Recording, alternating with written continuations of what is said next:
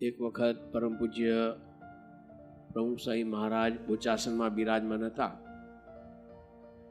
અને ત્યાંથી પછી વસંત પંચમીના સમય ઉપર અટલાદરા પધારવાનું હતું.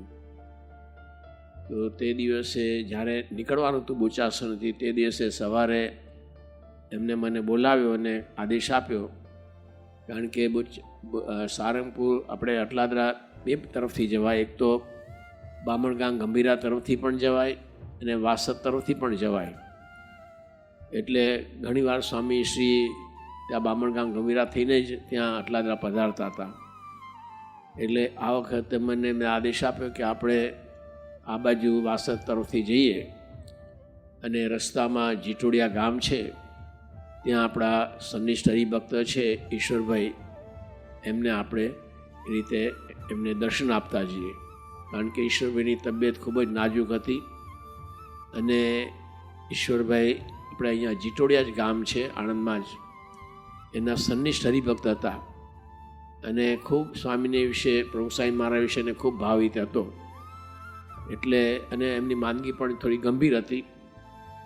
પરમ પૂજ્ય પ્રભુ સાંઈ મહારાજ જે જાણતા હતા એટલે એમને આ રીતે મને આદેશ આપ્યો. એટલે મેં પછી ત્યાં જીટોડિયા આપણા કાર્યકર્તાઓને જાણ કરી, એમના કુટુંબીજનોને, કે આ રીતે સ્વામીશ્રી ત્યાં આગળ જીટોડિયા પધારશે ઈશ્વરભાઈને આશીર્વાદ આપવા માટે.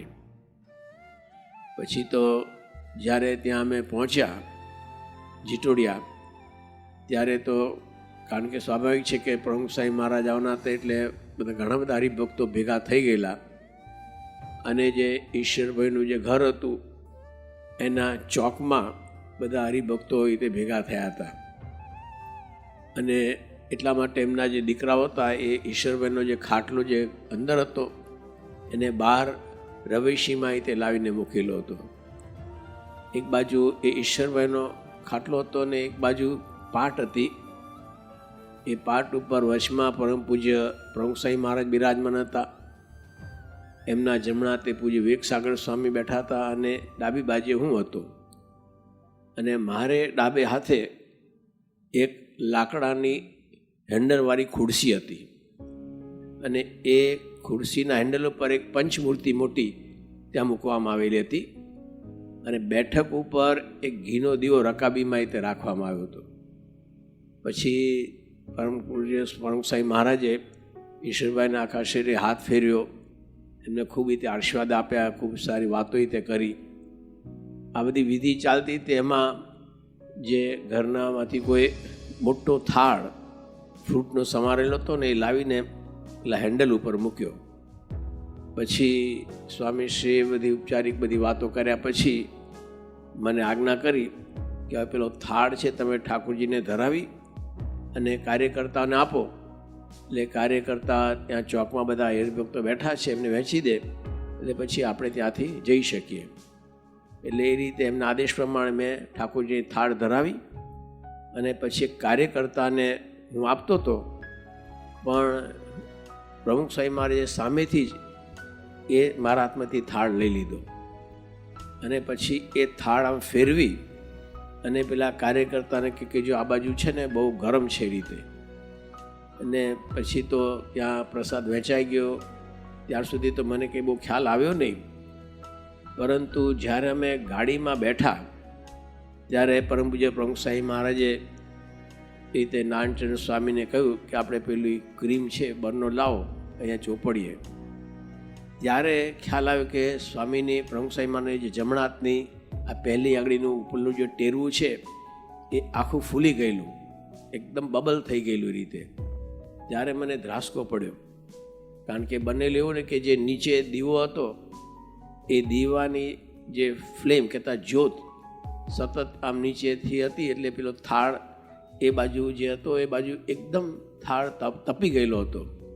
અને મારી બેદરકારીથી મેં કંઈ ખ્યાલ રાખ્યો નહીં અને સ્વામીએ કેટલી સમય સૂચકતા વાપરીને એ થાળ પોતે જ, બાકી તો આ વસ્તુ એવી છે ને આપણો એક સહજ એક શરીરનું એ છે કે આપણે કંઈક આવું, દાખલા તરીકે અગરબત્તી અડી જાય તો પણ આપણે એકદમ ઝાટકો લાગે, એમ આજે કે છે ને રિફ્લેક્સ એક્શન, એકદમ આંચકો લાગે ને પડી જાય, પરંતુ પરમ પૂજ્ય પ્રમુખ સાહેબમાં કેટલી એ પ્રકારની આત્મનિષ્ઠા હશે કે એમને એ થાળ પડવા ના દીધો. અને કેટલું બધું ગરમ હશે કે એમના આ જમણાતની પહેલી આંગળી એક આખો ફૂલ્લો પડી ગયો રીતે. પછી તો એ હું જોઉં ને મને ખરેખર દુઃખ થાય. પછી અટલાદરા ગયા, વસંત પંચમીનો સમય થઈ ગયો, પછી મારે પાછું બોચાસણ આવવાનું હતું.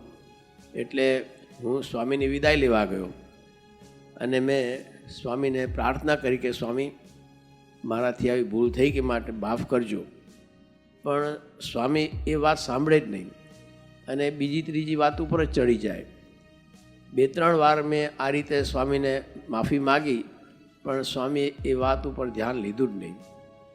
એટલે કહેવાનું શું છે કે એમની કેટલી બધી આ પ્રકારની ઉદારતા.